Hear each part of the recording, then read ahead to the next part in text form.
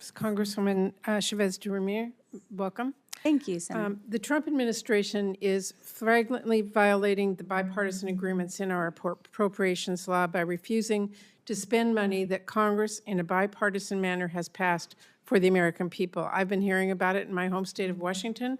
I heard from an organization in Edmonds about whether or not it'll now be able to provide support for our veterans who are seeking educational and employment opportunities as they transition to civilian life.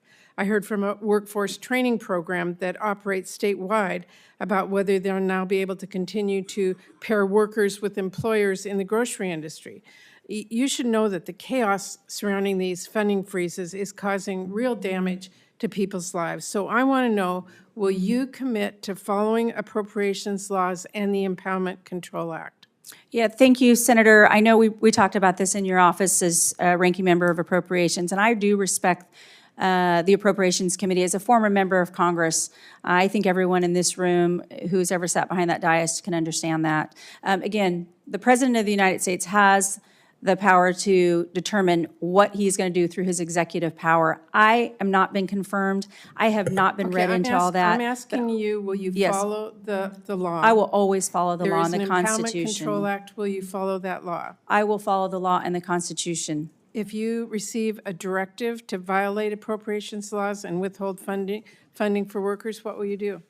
I do not believe the President is going to ask me to break the law, 100%. We have seen that across the board since he was put into office, where he is violating that law. So you will likely be asked, what will you do?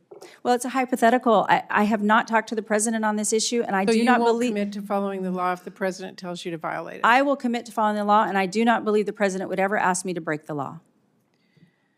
Well, okay. Last week, Elon Musk's Doge team came to the Department of Labor and got access to the department's sensitive information system. Musk's companies have, as you must know, been repeatedly accused of violating labor laws, including workplace safety laws, discrimination laws, and wage and hour laws. In fact, OSHA has investigated Tesla and SpaceX. Now Elon can access those investigations about his companies because he's gone in and gotten those records. He can also access sensitive market-moving data created by the Bureau of Labor Statistics. That gives him tremendous power to manipulate quarterly jobs numbers and other important economic data, to say nothing of raising potential insider trading concerns. Just to make this abundantly clear, Elon Musk is now in a position to use his unelected role to use confidential government data to advance his own corporate interests while suppressing his competitors. Do you believe it is appropriate for someone with such blatant conflicts of interest to have access to those confidential economic and personal information? Thank you, Senator Murray. If I have the honor of being confirmed by this committee and the full Senate, then I will have the opportunity. I have not stepped foot into the Department of Labor. And I understand— Well, my question to you is, will you protect the private information of people whose records you will be overseeing? Will you allow anyone, a billionaire or anyone else, to come in and access that? Again, because I have not been confirmed. I only see the reports that everybody else has seen. I have not been read into that. If confirmed, I will— if confirmed— You're not answering the question.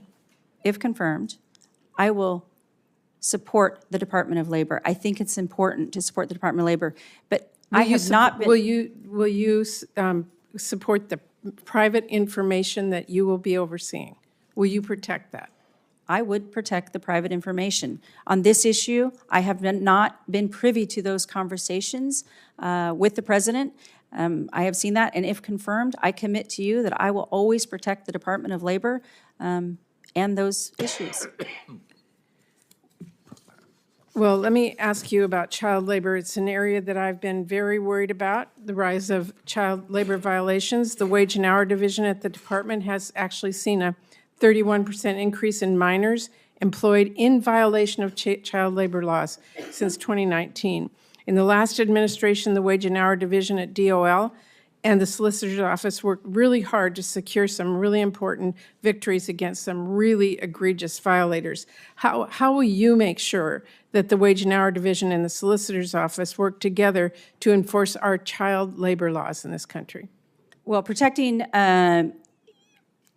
child labor is abhorrent, and nobody should stand for child labor exploitation. I will do everything in my power within the Department of Labor to double down on the safety of all American workers that are exploited, but especially child labor. And I would love to work with your office on, if this is an important issue, it should be important to everybody, to making sure that we protect against any child labor.